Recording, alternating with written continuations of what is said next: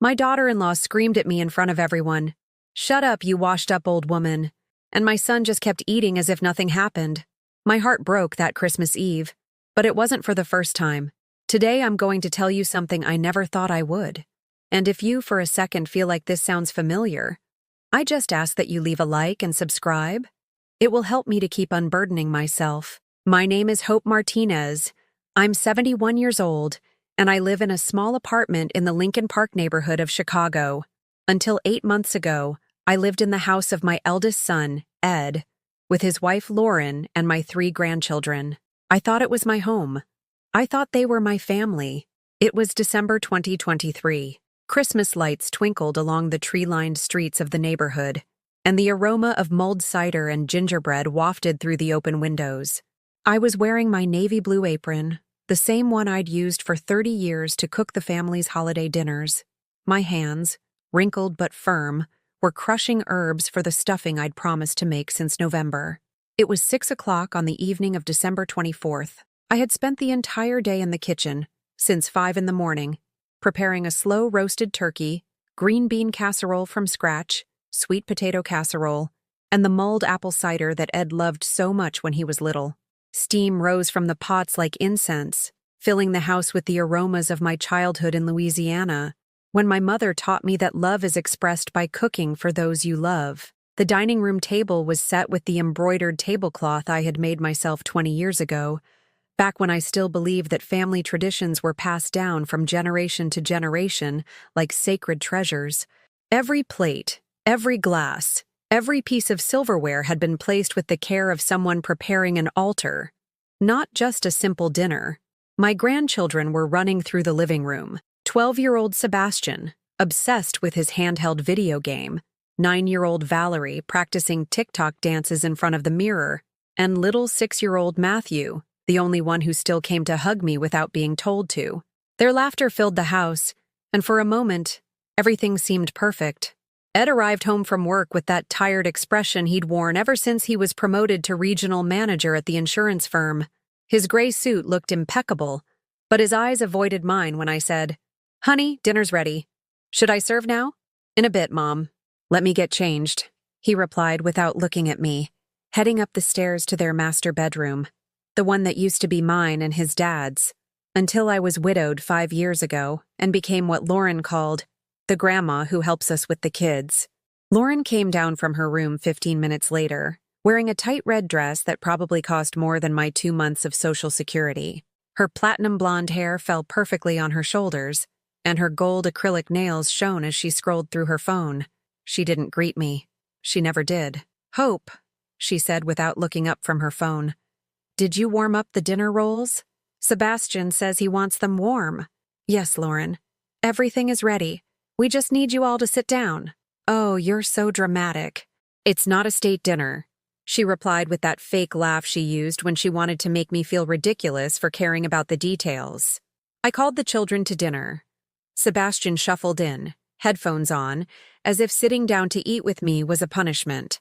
Valerie sat down, scrolling on her tablet, and only Matthew smiled at me when I placed his favorite plate in front of him. "Grandma Hope, did you make me my own little apple pie?" Matthew asked with those little eyes that reminded me so much of Ed at his age. "Of course, my love. I made it just for you." Ed and Lauren sat down last. I served the plates with the quiet pride of someone who has worked all day to create something special. The gravy shimmered on the turkey, the casseroles steamed, and the mulled cider sent up fragrant wisps in the glass mugs I had inherited from my mother-in-law.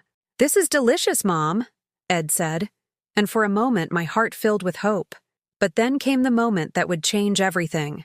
Lauren took a sip of cider, wrinkled her nose, and said loudly, so everyone could hear, "Ugh, Hope, did you put too much brown sugar in this? It's sickeningly sweet. The kids won't be able to drink this." I felt as if I'd been slapped, but I kept my composure. "I'm sorry, Lauren. I've always made it this way. I can make another batch. No, it doesn't matter now."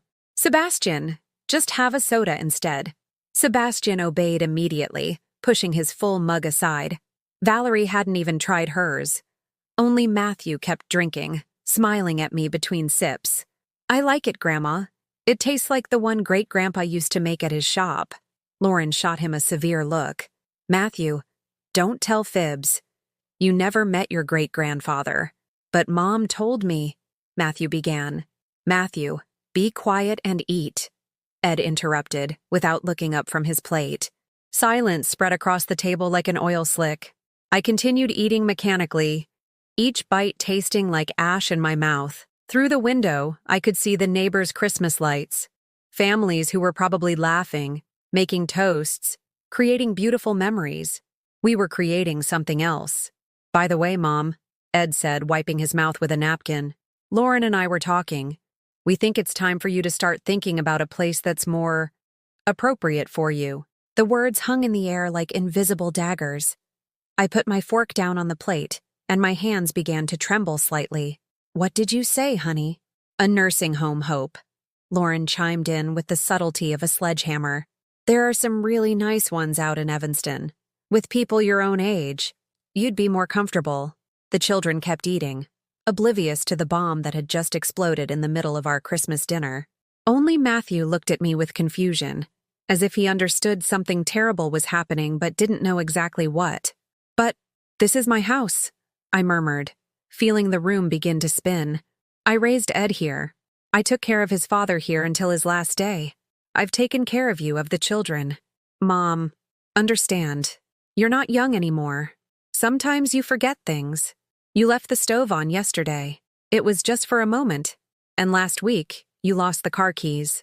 I found them in my purse. Hope, Lauren said, in that voice she used when she wanted to sound reasonable but was pure cruelty. It's not personal. It's just that we need our space. The kids are growing up, and well, you've served your purpose. You've served your purpose. Those 5 words stabbed into my chest like icicles. I looked at Ed, waiting for him to say something, to defend me, to remember everything I had done for him, but he just kept eating his turkey as if we were discussing the weather. Ed, please say something to your wife, I pleaded, my voice breaking. He looked up, and for the first time in months, he looked me directly in the eye. What I saw there destroyed me. There was no love, no respect, no gratitude, only inconvenience. I was a burden. His own mother was a burden. Mom, Lauren's right. It's for the best. In that moment, something inside me shattered for good. I couldn't sleep that night. I sat on the edge of my bed, in that small room on the 2nd floor that had been the utility room when the house was just mine and Robert's. The beige walls felt like a prison, and the twin mattress creaked every time I moved. I could hear Ed and Lauren's laughter from the master bedroom, as if they were celebrating something, as if they were celebrating getting rid of me. I opened my nightstand drawer and pulled out the old cookie tin where I kept my most precious photographs. My trembling fingers flipped through the images one by one, each a dagger to the heart. Ed at 5, hugging me after his first kindergarten play, with that toothless grin that melted my soul. Ed graduating from college, holding his diploma while I cried with pride in the front row, remembering the nights I worked cleaning offices to pay his tuition.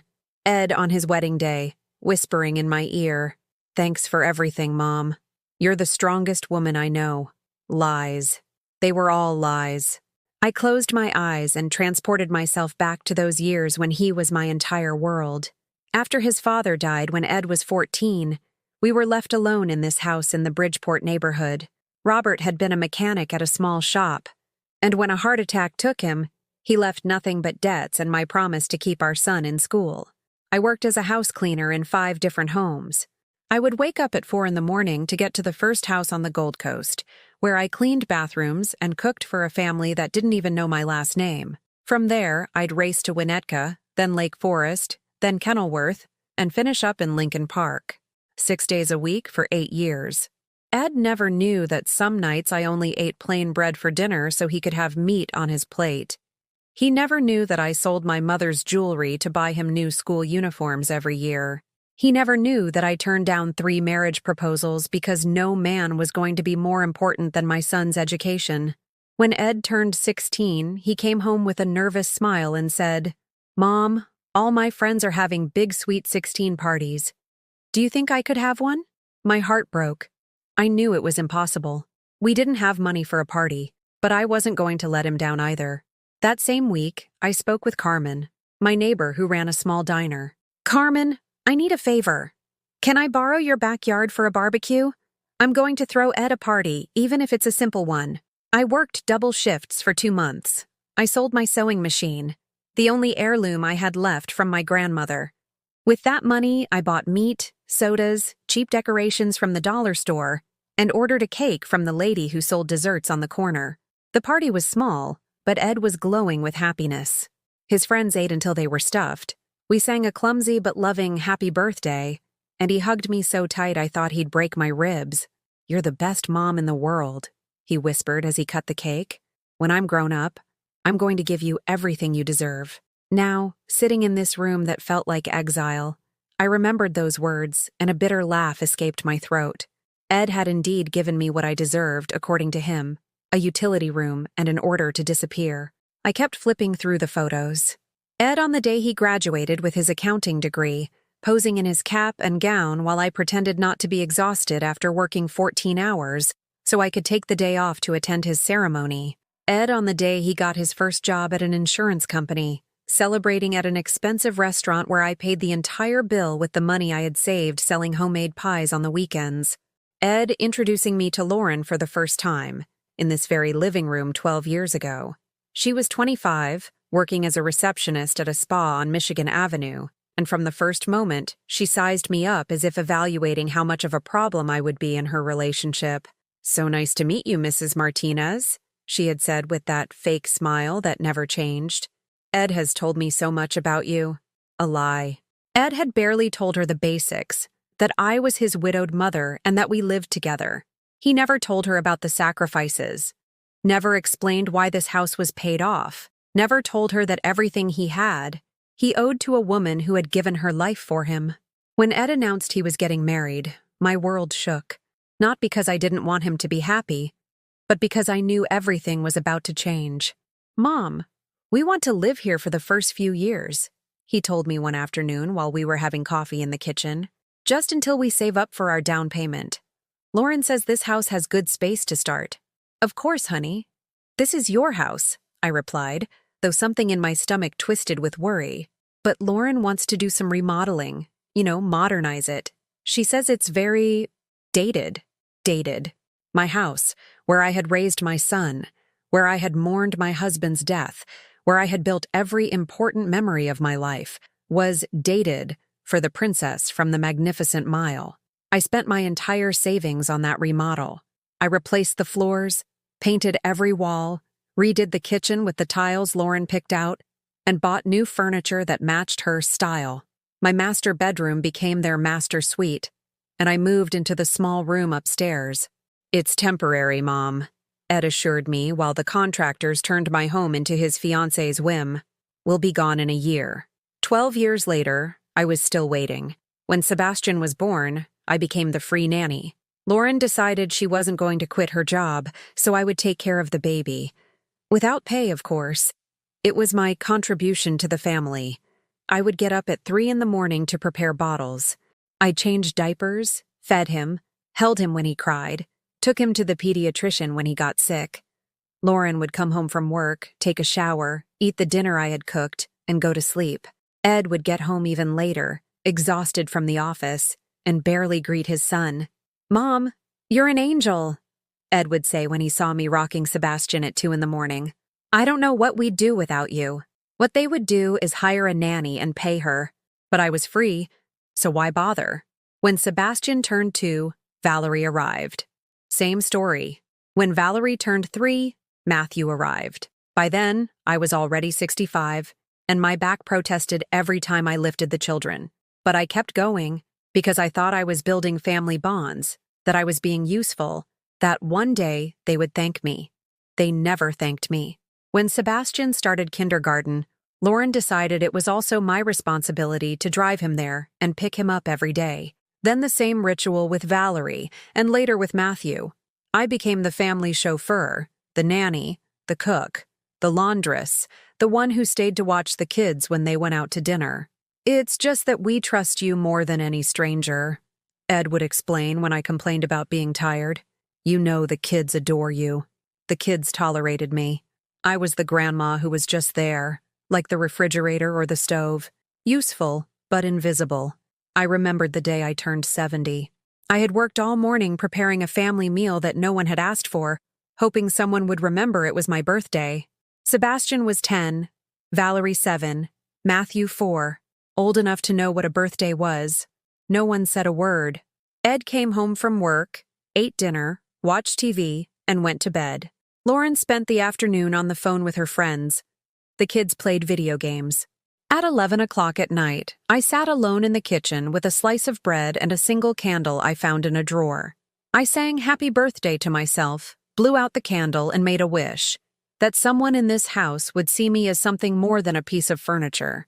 My wish never came true. The next day, Ed apologized. "Oh, Mom, it totally slipped my mind. I'm just so stressed with work." Lauren didn't even bother to apologize. The kids went on with their routines as if nothing had happened. I closed the photo box and put it back in the drawer. Outside, I could hear the fireworks from other families celebrating Christmas. Joyful voices singing carols. The sound of life happening in places where people truly loved each other. I lay down, still dressed, on top of the covers, staring at the ceiling I had painted 3 years ago when Lauren decided the old color didn't look modern anymore. I had spent my entire Social Security check for that month on the paint because she told me it was my responsibility to keep my room in good condition. My room, in my own house. That early morning, as I listened to Ed's snores through the thin walls, I made a decision that would change everything. I was done begging for love in my own home. The days after Christmas passed in a thick fog. Ed and Lauren acted as if nothing had happened, as if they hadn't told me to get out of my own house in the middle of Christmas dinner. They carried on with their normal routines. Ed went to work. Lauren went to the spa where she worked part-time since Matthew was born, and I remained the invisible nanny who cooked, cleaned, and watched the children. But something had changed in me. For the first time in decades, when Sebastian yelled, "Grandma, I want a grilled cheese," from the living room while playing on his Xbox, I didn't immediately run to the kitchen. I stayed seated in my chair, looking at him intently. "Please," I said in a calm voice. "What?" "You said, 'I want a grilled cheese.' You're missing 'please.'" Sebastian looked at me as if I'd grown a second head. In his 12 years of life, he'd never had to ask me for anything with a please.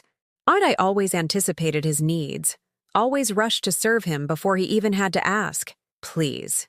He mumbled with annoyance, his eyes glued to his video game. I went to the kitchen, but this time I walked slowly, very slowly.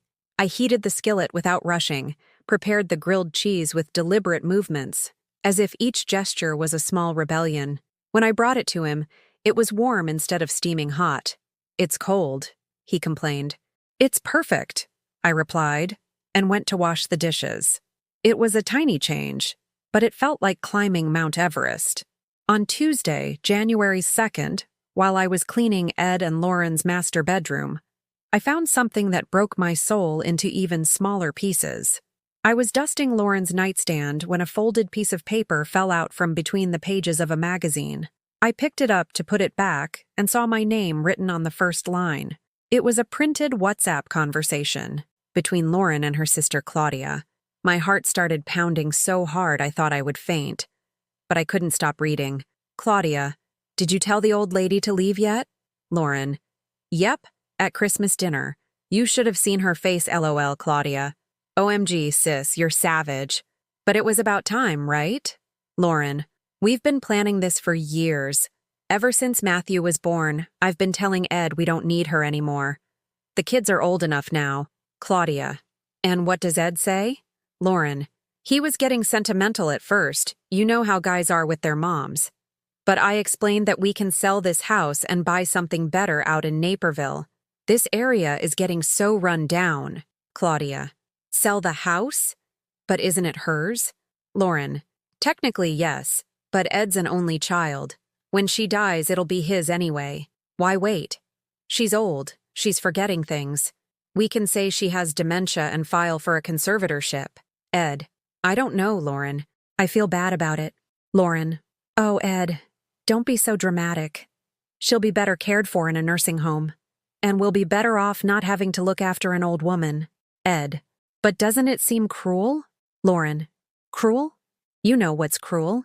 Me having to live with my mother-in-law at 37. Not being able to walk around my own house in my underwear because she's there. Having to ask her permission for everything because it's her house. Ed. You're right. Just, let's give her time to get used to the idea. Lauren. She's had time. I've been telling you this for 3 years. Either she goes or I'm leaving with the kids. The pages trembled in my hands. There were more conversations, dated back 2 years. Lauren had been planning to get rid of me since Matthew turned 4, when she no longer needed me as a full-time nanny. But what destroyed me the most was reading Ed's messages. My son, the boy I raised alone, to whom I gave everything, agreed. Not only that, he was helping to plan my exile. There was one message that went through me like a bullet. Ed. I already spoke to a lawyer. He says if she signs the papers voluntarily, we can transfer the house to my name no problem. If she refuses, we can use the dementia angle. Lauren. And if she completely refuses? Ed. The lawyer says with a doctor's note stating she can no longer live alone, we can get a court order. Lauren. Even if it's not true? Ed. Dr. Ramirez owes me a few favors. He'll sign whatever we need. I dropped the papers as if they were on fire. I sat on their bed, the bed that had been mine for 30 years of marriage, and I felt as if someone had ripped my lungs out of my chest. They didn't just want to kick me out. They wanted to steal my house. And they were willing to lie, to invent a mental illness, to corrupt a doctor, just to get their hands on the only thing I had left in this world, my own house. The house Robert and I bought when Ed was 3, both of us working double shifts to save for the down payment. The house where I painted Ed's room sky blue when he told me he wanted to be a pilot. The house where I cared for Robert during his final days, where I held his wake, where I mourned his death. The house I had maintained, repaired, and improved with my own money for 5 years of widowhood. They wanted to steal it from me. And Ed, my son, the center of my universe for half a century, was the mastermind of the operation. I got up from the bed on shaky legs and stuffed the papers into my apron. I had to think. I had to plan. But first I had to get out of that room before they found me there and knew I had discovered their plot. I went down to the kitchen and put water on to boil for tea, but my hands were shaking so badly I spilled half of it on the stove. The steam hissed, as if the house itself was screaming in pain. Sebastian ran in, straight to the refrigerator. "Grandma, what's to eat?" "There's fruit in the fruit bowl," I answered without turning to look at him. "That's not food. I want something good. Fruit is good for you." "But I don't like it." For the first time in my life, I yelled at one of my grandchildren. "Well, get used to it.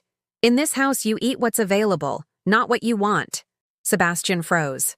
I had never, ever yelled at him. I had always been the sweet grandma, the one who cooked whatever they wanted, the one who bought them candy with my Social Security money, the one who never said no. "You're mean!"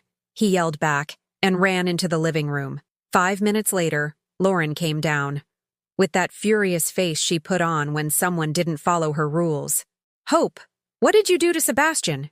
"He's crying." I told him to eat fruit. And that's it. "Sebastian says you yelled at him." I spoke to him firmly. "There's a difference."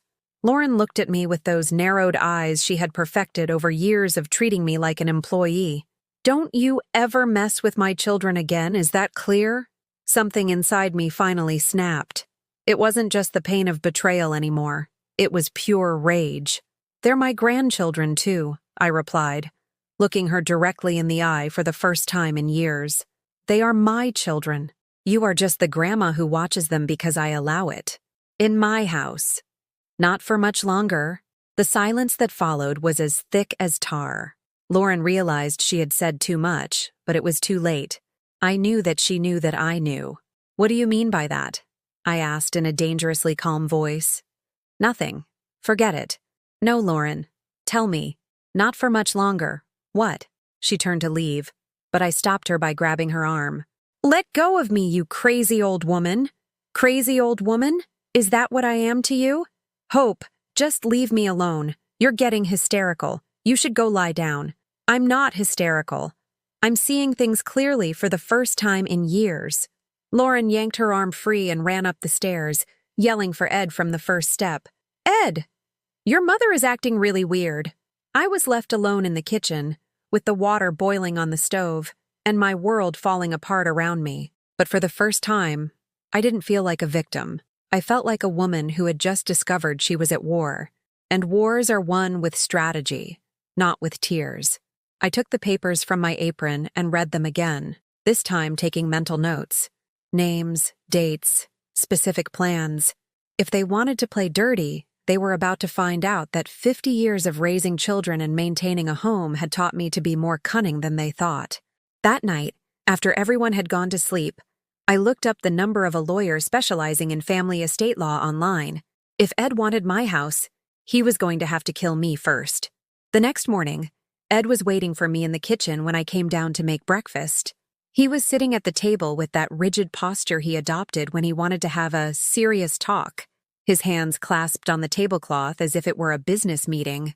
The newspaper was folded beside him, untouched, which meant he'd been waiting for a while. "Good morning, Mom. We need to talk." "Good morning," I replied, heading straight for the coffee maker without looking at him. For the first time in years, I didn't ask him what he wanted for breakfast. I simply put water on to boil for my tea. "Lauren told me what happened yesterday. She said you yelled at Sebastian and got very aggressive with her." I kept my back to him, waiting for the water to boil. "Aggressive? Is that the word she used?" "Mom, look at me when I'm talking to you." I turned slowly. Ed had dark circles under his eyes, as if he hadn't slept well. His hair was grayer than I remembered, and there was something in his expression I couldn't decipher.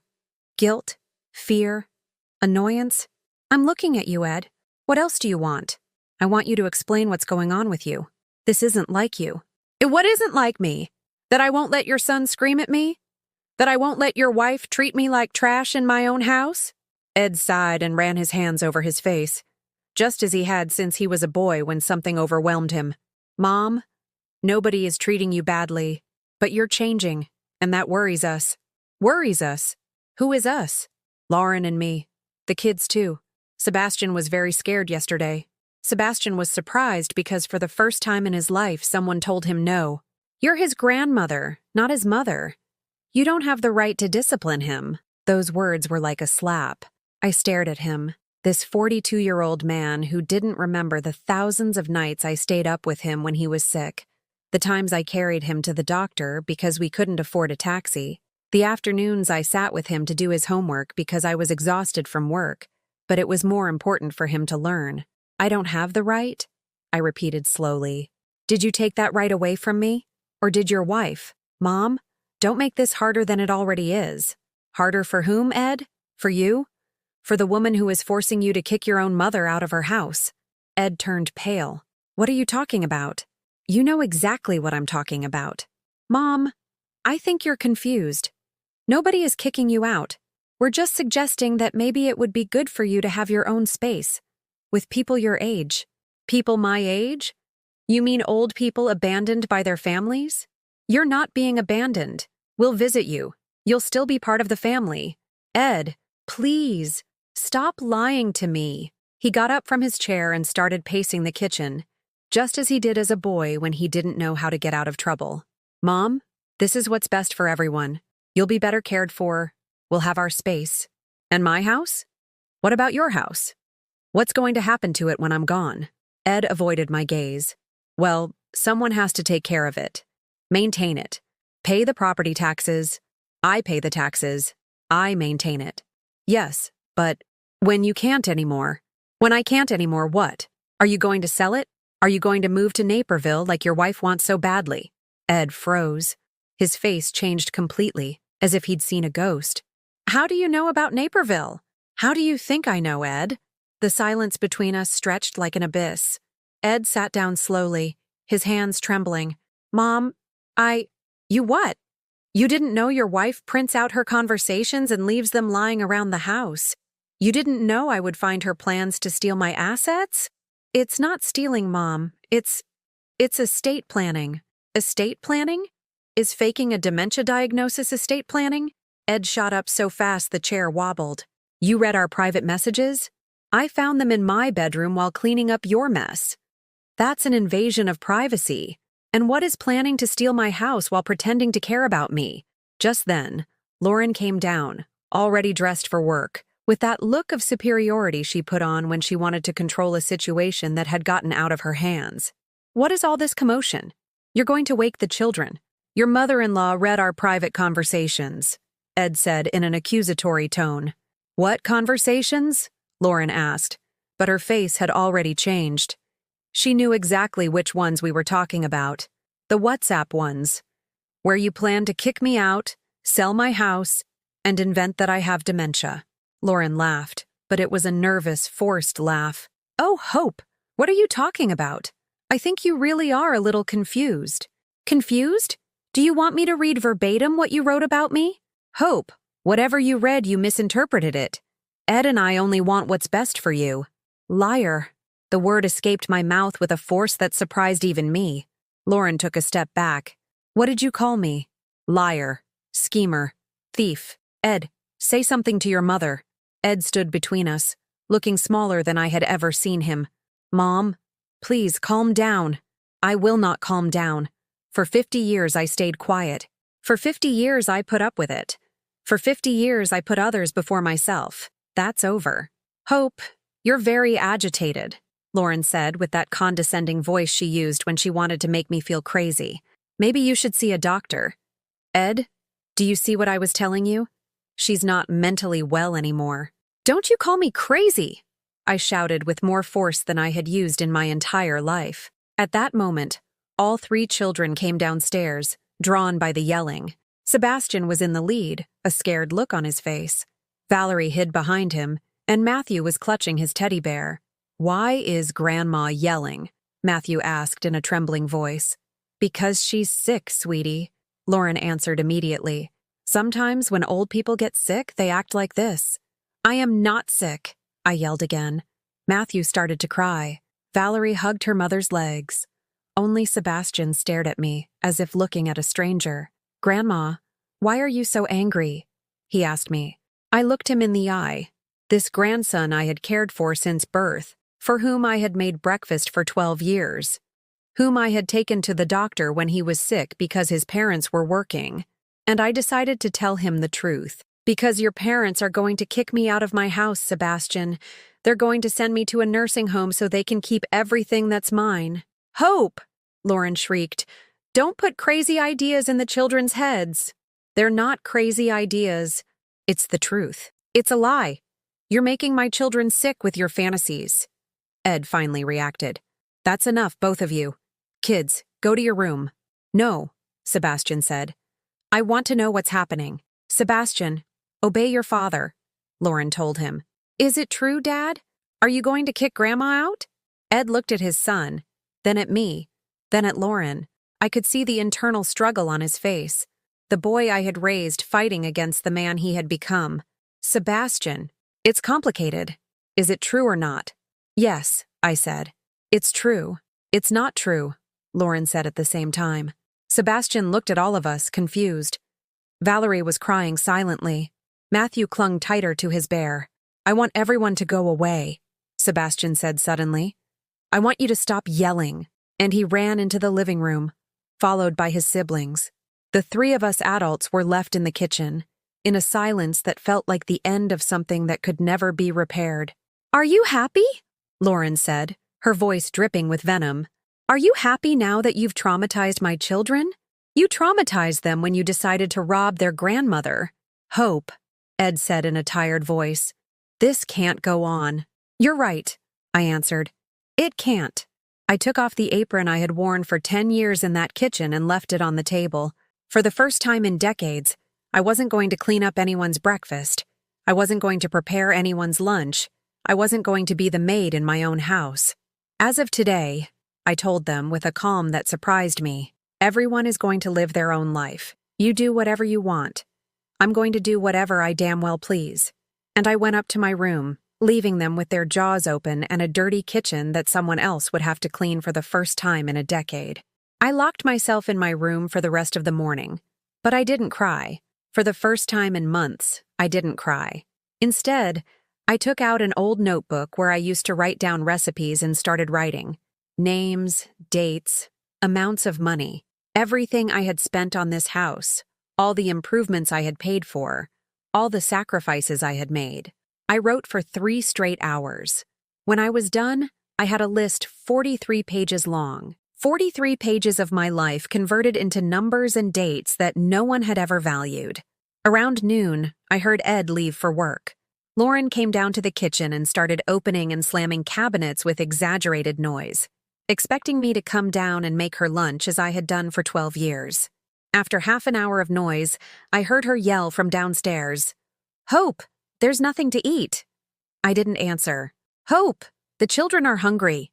I still didn't answer. Finally, I heard her come up the stairs. She knocked on my door with aggressive bangs. "Hope, open this door." "What do you want, Lauren?" "I want you to come down and cook. The children haven't eaten." "You're their mother. You cook for them." "I don't know how to cook." "Then learn." The silence that followed was so long I thought she had left. But then I heard her voice, now in a fake tone of concern. "Hope, honey, I know you're upset, but the children aren't to blame. They're very confused about this morning. They're confused because you confused them with your lies. Please, come out. We can fix this. We can talk like adults." I opened the door. Lauren was standing there, but something was different about her face. It wasn't the usual mask of superiority. It was panic. Real panic. "Talk about what, Lauren?" About everything. About the misunderstandings this morning." "Misunderstandings? Reading your plans to steal my house was a misunderstanding? Nobody is going to steal anything from you. We just want what's best for you. The best thing for me would be for you to get the hell out of my house." Lauren recoiled as if I had hit her. "What did you say?" "You heard me. Get out. This isn't just your house. Ed lives here. Ed is my son. You are a stranger who moved in here and thinks she owns the place. I'm his wife, and I'm his mother, and this is my house." For the first time in 12 years, I saw real fear in Lauren's eyes. True fear. "Hope, you can't kick us out. Where would we live?" "I don't know. Maybe in a nursing home, with people your own age." I slammed the door in her face. 2 hours later, I heard voices in the kitchen. Someone else had arrived. I peeked out the window and saw my sister Rose's car in the driveway. Rose, who lived in Ohio and whom I hadn't seen since last Christmas. I went downstairs slowly. In the kitchen were Rose, Ed, Lauren, and the 3 children. They all looked at me when I entered, as if I were a bomb about to explode. "Hello, Hope," Rose said with that careful voice one uses to speak to the insane. "Ed called me. He said you haven't been feeling well." "Ed called you? What did he tell you? That you've been very agitated? That maybe you need some help?" I looked at Ed. He avoided my gaze. "What kind of help, Rose?" "Well, maybe a doctor, or a place where they can take better care of you." There it was. The conspiracy now included my own sister. Rose, who hadn't come to see me in a year, now appeared out of nowhere to help kick me out of my house. "Did Ed tell you that he and his wife plan to sell my house?" "Hope, no one is going to sell anything," Rose said with a forced patience I immediately hated. "Did he tell you they wanted to invent that I have dementia to take away my rights?" "Sister, nobody wants to take anything from you. We just want you to be okay." "Did he tell you that Lauren called me a washed-up old woman at Christmas dinner?" Rose looked at Lauren in surprise. Lauren turned red. That was a misunderstanding," Lauren mumbled. "A misunderstanding? Insulting me in front of my grandchildren was a misunderstanding?" "Hope, please," Ed intervened. "Don't make this harder." "Harder for whom? For you? For you who brought my sister here to convince me to hand over my assets?" Rose looked increasingly uncomfortable. "Hope, nobody wants your assets. We just want you to be safe." "Safe from what? From whom? The only people who have hurt me in recent years live in this house." Matthew, who had been quiet the whole time, came over and tugged on my dress. "Grandma Hope, are you going to leave?" I knelt down to his level. "I don't know, my love. It depends." "On what?" "On whether your mom and dad respect me. And if they don't, then maybe I will." Matthew started to cry. "I don't want you to go." "I don't want to go either, sweetheart. This is my home." Lauren came over and pulled Matthew towards her. "Matthew, go play. The grown-ups are talking. No, Matthew said, pulling away from his mom and hugging my leg. I want to be with Grandma. Matthew, obey. No. For the first time in his life, Matthew yelled at his mother. Sebastian and Valerie's jaws dropped. Matthew, go to your room right now, Ed shouted at him. No, Grandma didn't do anything wrong. You guys are the bad guys. Matthew's cries filled the kitchen. I picked him up and comforted him while everyone else stared at me as if I'd committed a crime. Do you see what you're doing? Lauren said to me. Do you see how you're damaging my children? I'm not damaging them. You are, with your lies. Hope, Rose intervened. I think we all need to calm down. Why don't you come with me to Ohio for a few days, to let things cool down, so that while I'm gone, they can change the locks? Nobody is going to change anything, Ed shouted, but his voice sounded fake. Ed, I said, still holding Matthew. For 42 years, I have done everything you've asked of me. I raised you alone. I put you through school. I paid for your college. I gave you my home. I put up with your wife. I cared for your children as if they were my own. And this is what I get in return? Mom, you know we love you. You don't love me.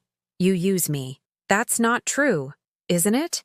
When was the last time you asked me how I was? When was the last time you said thank you for anything? When was the last time you treated me like your mother and not your employee? Ed fell silent. He had no answer. Exactly, I continued. You have no answer because it never happens. To you, I'm invisible until you need me for something. I gently set Matthew down. Sweetheart, go with your siblings. The grown-ups need to talk. Matthew shuffled away, but turned back before leaving the kitchen. Grandma, do you promise you won't leave without saying goodbye? I promise I will always say goodbye to you, no matter what. When the children were gone, I looked at the 3 adults who wanted to manipulate my life. This is my proposal, I told them with a surprising calm. You are going to find a place to live. You have 1 month to get out of my house. Hope, Rose cried. You can't do that. Yes, I can. It's my house. And if we don't leave? Lauren asked defiantly. Then I will do exactly what you are going to do to me. I will get a lawyer. I will file an eviction notice. And I will fight until you are gone. Mom, Ed said, his voice breaking.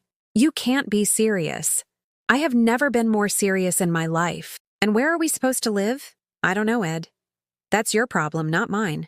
For 50 years, all of your problems were my problems. Not anymore. That night, for the first time in decades, I went to bed without having cooked for anyone but myself, without having cleaned the kitchen, without having bathed any children, without having washed anyone else's clothes. I made myself a cup of tea, put on my most comfortable pajamas, and sat in my bed to watch television, something I hadn't done in years without feeling guilty for not serving someone else. For the first time in so long I couldn't remember, I fell asleep in peace. The following days were like living in a silent war. Ed and Lauren communicated with me only through poisoned glances and strategic door slams. The children tiptoed around, sensing the tension but not fully understanding what was happening.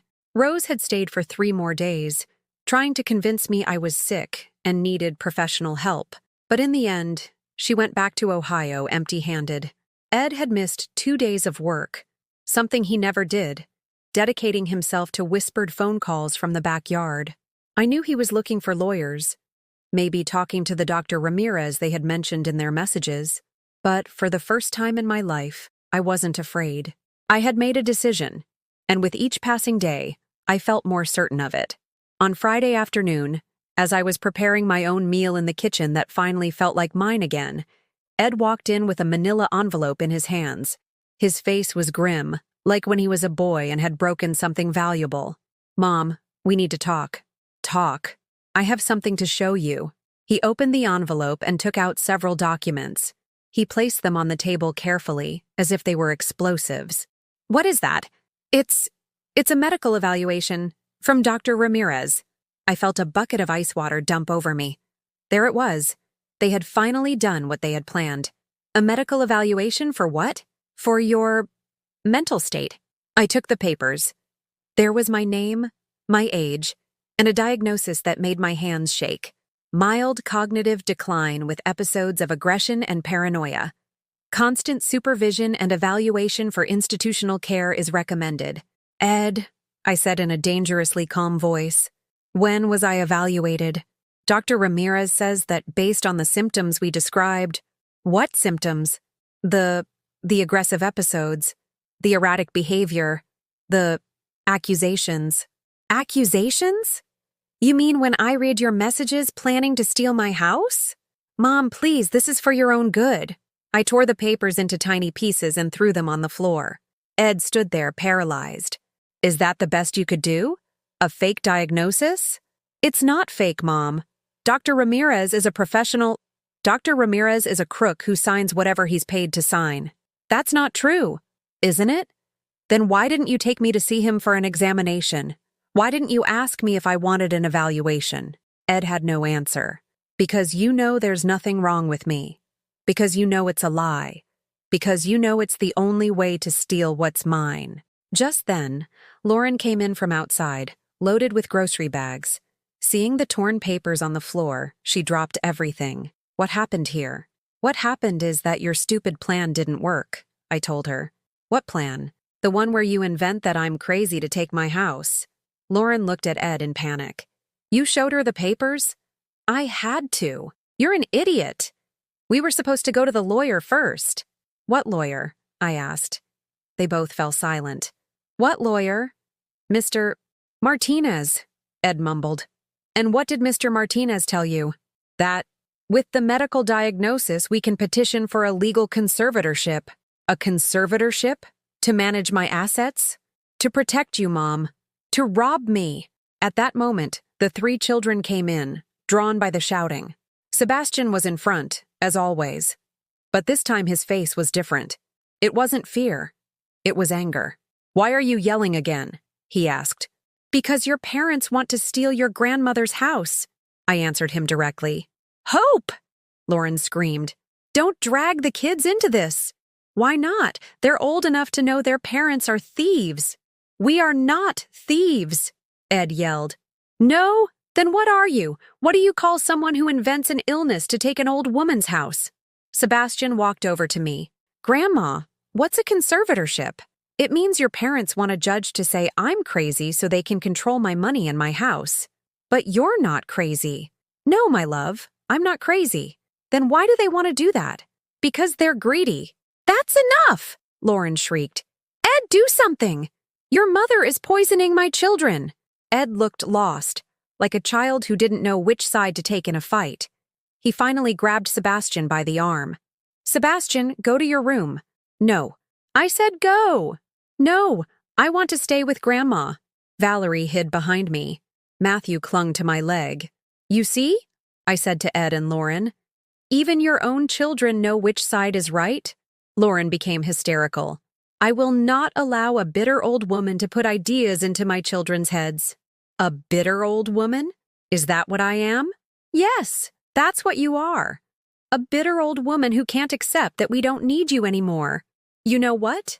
I said, with a calm that amazed me. You're right about one thing. You don't need me anymore. And I don't need you. I went to the living room and pulled a folder from a drawer I had been preparing all week. I placed it on the kitchen table. What's that? Ed asked. These are copies of all the documents for this house. Your father's will. The receipts for every payment I've made. The improvements I financed. The property taxes I pay. And an eviction notice that will be filed on Monday if you don't leave peacefully. Ed opened the folder with trembling hands. His face grew paler as he read. Mom, you can't do this. Of course I can. And I will. Where did you get a lawyer? You think you're the only one who can hire lawyers? Mr. Herrera specializes in family and estate law. And unlike yours, mine doesn't need to invent illnesses to win cases. Lauren snatched the papers from Ed. As she read, her face completely transformed. She was no longer the confident, manipulative woman from before. She was someone who had just realized she had lost. Ed, she's serious. She has everything documented. What's documented? All the improvements she paid for, all the utilities. She has the right to evict us. But how? Because unlike you two, I said, I saved all my receipts for 40 years. Every dollar I spent on this house is documented. Every day I work to support you is recorded, and every insult you've given me is noted down with the date and time. Sebastian looked at me with admiration. Grandma, are you a lawyer? No, my love, but I'm a woman who got tired of being treated like a fool. Ed collapsed into a chair. Mom, we're family. Family respects each other, Ed. Family takes care of each other. Family doesn't steal from each other. We never wanted to steal from you. No? Then what was the plan to sell the house and send me to a nursing home? It was for your own good. Liar! I pulled out the copy of the WhatsApp messages I had printed from the folder. Was this for my own good? Where your wife says she can lie about my mental health? Where you say Dr. Ramirez will sign whatever you need?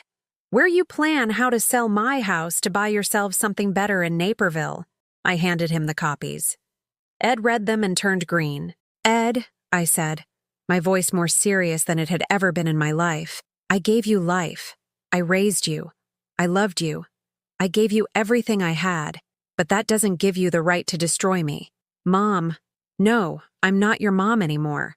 Mothers protect their children. Children protect their mothers. You chose to be my enemy. We are not your enemies. No? Then what are you? Ed couldn't answer. You have until Sunday to leave, I told them. After that, the papers go to the courthouse. Lauren exploded. You can't kick us out. You have no heart. We're your family. You destroyed my family the day you decided to betray me. I turned towards the stairs to go up to my room, but I stopped. Oh, and Lauren, don't you ever call me a washed-up old woman again. The only failure here is you, a 37-year-old woman who can't cook, can't clean, and can't do anything useful except manipulate weak men.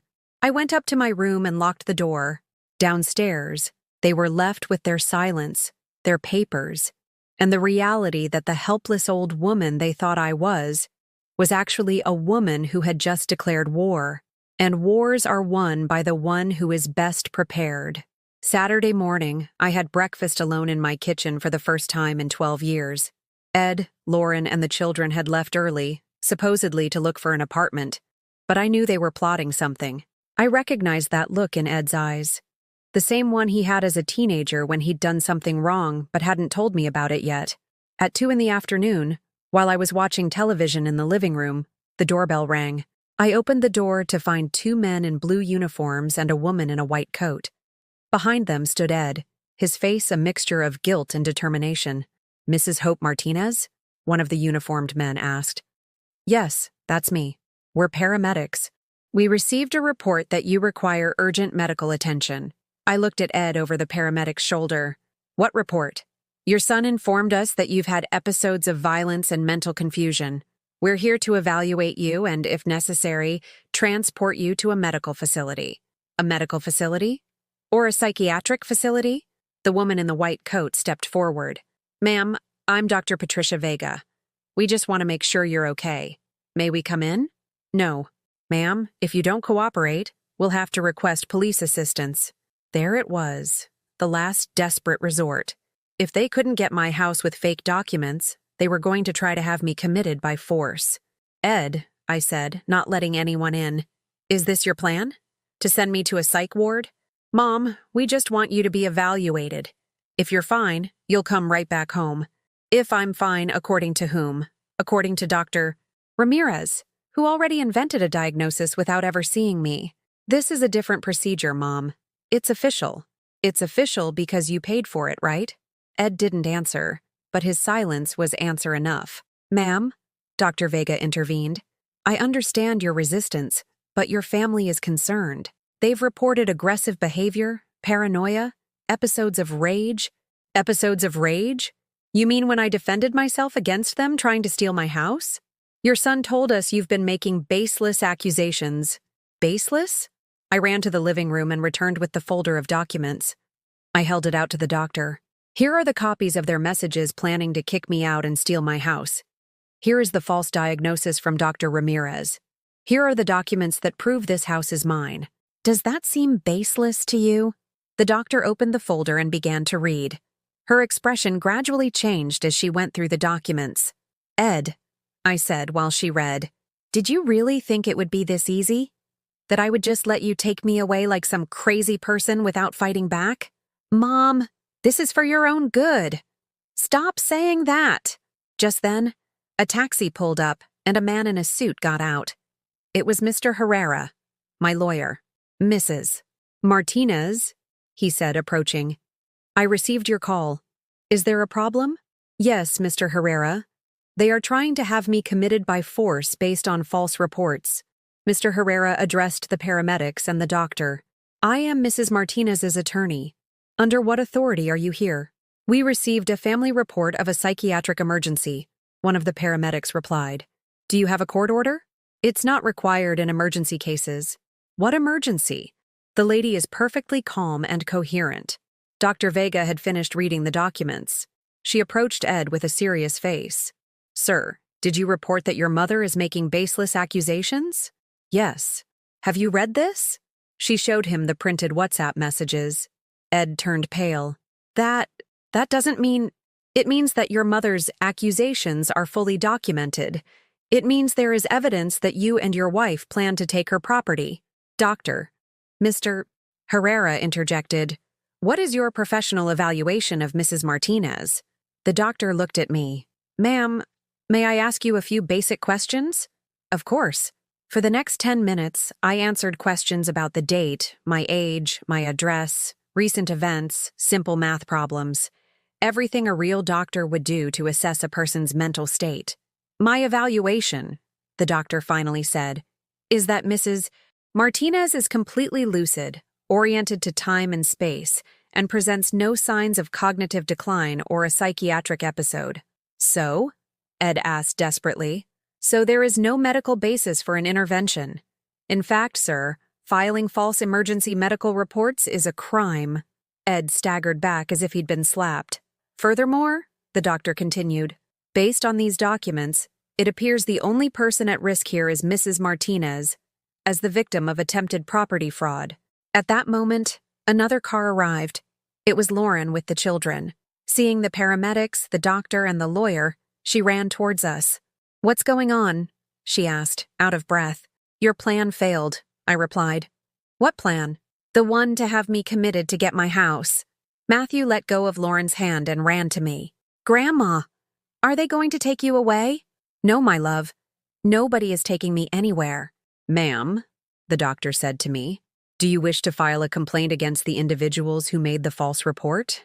I looked at Ed, my son, the boy I had raised, to whom I had given everything, the man who had just tried to have me committed to a psychiatric hospital to rob me. Yes, I finally said. Yes, I want to file a complaint. Ed crumpled. Mom, please. Ed, you just tried to have me taken to a psych ward based on lies. Don't you please me. Lauren became hysterical. You can't press charges against your own son, can I? Watch me. Mr. Herrera took out his phone. I'm going to call the district attorney's office. This constitutes domestic abuse, attempted fraud, and misuse of emergency services. No, Ed cried. Mom, please. If you press charges, I'll lose my job. You should have thought of that before you tried to rob me. We weren't trying to rob you. No? Then what was this? Another misunderstanding? The children were confused and frightened. Sebastian approached his father. Dad, what does press charges mean? Ed couldn't answer. He was sobbing. Sebastian, I explained carefully, pressing charges is when someone does something bad, and they have to go to a judge to explain why they did it. Did my dad do something bad? Your dad lied about your grandma so they would take her away from her home. Is that bad? Yes, my love. That's very bad. Sebastian looked at his father with disillusionment. Dad, why did you lie? Ed continued to weep without answering. Dr. Vega addressed the paramedics. Let's go. There's no medical emergency here. Before she left, she approached me. Ma'am, I apologize for the disturbance. I will note in my report that you are completely healthy and that the call was unfounded. Thank you, doctor. When the paramedics and the doctor left, we were left on the front lawn. Ed crying, Lauren pale with terror, the children confused, Mr. Herrera taking notes, and me, who for the first time in 50 years felt completely in control of my life. Mr. Herrera, I said, file the complaint. Mom, no, Ed begged. I swear, never again. Ed, I interrupted. You had 50 years to show me you loved me. You chose to use those years to plan how to get rid of me. That's not true. Yes, it is. And the proof is that when you couldn't kick me out with medical lies, you tried to have me committed by force. Mom, please. We're family. Family doesn't betray each other, Ed. Family doesn't lie. Family doesn't steal. I swear we'll change. It's too late for change. Mr. Herrera closed his notebook. Mrs. Martinez, are you sure you want to proceed with the charges? I looked at my grandchildren. Matthew was hugging my leg. Valerie was crying silently. Sebastian was looking at his father as if he were a stranger. I looked at Ed, my only son, destroyed on the lawn of the house where I had raised him. I looked at Lauren, who had been the cancer that poisoned my family, and I made the hardest decision of my life. Yes, Mr. Herrera. Proceed with the charges. Ed collapsed onto the grass, crying like a child, but for the first time in decades, his tears didn't move me, because I had finally learned that there is a difference between being a mother and being a victim. 6 months later, my house finally felt like a home again. Ed, Lauren, and the children had left 3 days after I pressed charges. They didn't even wait for the Sunday deadline I'd given them. They packed what they could into 2 borrowed U-Haul trucks and left without saying goodbye, like thieves fleeing in the middle of the night. The only one who cried was Valerie. The only ones who looked back at the house were Sebastian and Matthew. I didn't know where they went until a month later, when Sebastian called me from a school phone to tell me they were living in a small apartment in Cicero with Lauren's sister. His voice sounded sad, but he didn't ask me to drop the charges. He had grown up enough to understand that his parents had done something very wrong. Grandma, he said on that call, my mom says that you hate us. I don't hate you, Sebastian. I love you all very much, but I can't let people hurt me just because I love them. Can we visit you? When you're 18, my love, when you can make your own decisions. Is that a long time from now? For you, 6 years, but I'll be right here waiting for you. That was the last time I spoke with my grandchildren. It hurt, but it was a necessary decision. For the first time in my life, I had put my own well-being before anyone else's. The charges went through. Ed was sentenced to 2 years of probation and community service for domestic abuse and attempted fraud. He didn't go to jail, but he has a criminal record that will follow him for the rest of his life. He lost his job at the insurance firm when they found out about the legal proceedings. Lauren had to get a full-time job for the first time in her life. I felt no satisfaction in their punishment, but I felt no guilt either. Dr. Ramirez was sanctioned by the state medical board when I presented the evidence that he had signed a false diagnosis without examining me. He lost his license for 6 months. Mr. Martinez, the lawyer who had advised Ed, was reprimanded by the State Bar Association for participating in a fraudulent scheme. I learned all this from Mr. Herrera, who became more than just my lawyer. He became my friend. Mrs. Martinez, he told me the day we closed the case, you did something very few people dare to do. You stood up to your own family when that family was hurting you. Do you think I did the right thing? I think you did the only thing you could do to keep your dignity. He was right. The first few months alone in the house were strange. Waking up without having to make breakfast for anyone. Walking into the kitchen and finding everything exactly as I had left it the night before. Sitting in my living room without someone asking me to move because they wanted to watch TV. At first, the silence scared me. I had lived for so long surrounded by noise, demands, and other people's needs that peace felt unnatural. But slowly, I learned to enjoy it. I started doing things I hadn't done in decades. I signed up for a painting class at the Community Arts Center in Lincoln Park. I discovered I had a talent for landscapes.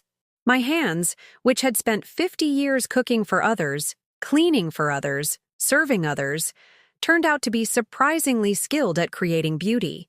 My teacher, Sophia, was a woman in her 60s who had started painting after divorcing a husband who had abused her for 30 years. Art, she told me one day as I painted the sunset from my window, is the soul's way of healing. She was right. Every brush stroke was like a breath I had been holding for years. I also started walking. Every morning, after my coffee and toast, which I now ate slowly, savoring every bite, I would explore the streets of my neighborhood. I discovered parks I'd never seen, cafes with used books, flower markets that perfumed the entire street. On one of those walks, I met Carmen, a woman my age who sold plants at a street stand. She told me she'd started her business after her children kicked her out of their house because she was in the way. "Aren't you sad?" I asked her. At first, I was. But then I realized I had been so busy being useful to them that I had forgotten to be happy for myself. Carmen became my first real friend in decades, someone who knew me for who I was now, not for what I had sacrificed for others. 4 months into living alone, I decided to remodel the house completely. Not for others to approve of, but to reflect who I truly was. I changed the colors Lauren had chosen to shades I loved: sky blue in the living room, sunflower yellow in the kitchen, mint green in my bedroom. I turned what had been Sebastian's room into my painting studio. Valerie's became my personal library, filled with books I had always wanted to read but never had time for.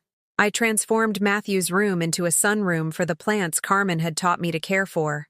For the first time in my life, my house was truly mine. My entire routine changed too. I no longer woke up at 5 in the morning to make someone else's breakfast. I woke up when my body told me to, usually around 7. I ate breakfast while reading the entire newspaper, not just the headlines between chores. I had whatever I wanted for lunch, not just what was in the fridge. I started to travel, small trips at first, to Louisiana, where I visited the house where I was born and cried tears of release in the room where my mother had taught me to sew, to Door County, where I stayed for 3 days in a small hotel and walked through gardens that no one asked me to maintain. The most important trip was to Ohio, to visit my sister Rose. Rose received me with guilt and shame. She knew she had participated in the plot to convince me to leave my home. "Hope," she said with tears in her eyes. "Forgive me. I didn't know the whole story. You did know, Rose. You just chose to believe Ed instead of listening to me. It's just..." He sounded like he was genuinely worried. Ed was worried about getting his hands on my house. We spent 3 days talking. Rose told me that Ed had called her after I pressed charges, begging her to convince me to drop them. "And what did you tell him?" "That he got himself into this mess, and he had to get himself out." For the first time in years, Rose and I were sisters again. In December, 11 months after that Christmas Eve that changed my life, I decided to host a Christmas dinner. But this time, only for the people who truly loved me. I invited Carmen, my painting teacher Sophia, Mr. Herrera and his wife, Rose, who came from Ohio, and Mercedes, my 80-year-old neighbor who lived alone and always greeted me with genuine warmth. We all cooked together. For the first time in decades, I wasn't the sole person responsible for preparing a holiday feast. Carmen brought green bean casserole that tasted better than mine. Sophia prepared a mulled cider with spices she'd learned from her grandmother. Rose made gingerbread cookies following our mother's recipe. That night, sitting at my table surrounded by people who saw me as a person and not a servant, I realized something. I had confused love with sacrifice for 50 years. I had believed that to be loved, I had to disappear. "Hope," Mercedes said as we toasted with cider. "You look different. You look free." "I feel free," I replied, "for the first time in my life." And it was true. At 11 o'clock, after everyone had gone home, I sat alone in my living room. I didn't feel lonely.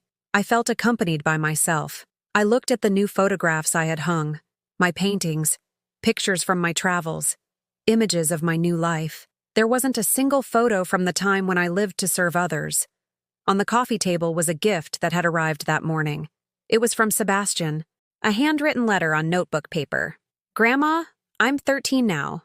I get what happened. Mom and Dad were really wrong to you. I hope someday you can forgive them. Not for their sake, but for yours. I forgive you for pressing charges against Dad because I know you had no other choice. I love you and I want to visit you when I turn 18. Your grandson who never forgot you, Sebastian." I cried, but they were tears of hope, not of pain. That night, before I went to bed, I wrote in my journal, "Today I turned 72 years old, but I just completed my first year of life," because there was a huge difference between existing for others and living for yourself. And I finally had learned to live. Now I want to ask you something. Have you ever been in a similar situation, or do you know someone who had to choose between their dignity and their family? Tell me about it in the comments. And if this story touched your heart, Please give it a like and subscribe to the channel. Maybe this message will reach someone who needs to hear it. It's never too late to start living for yourself.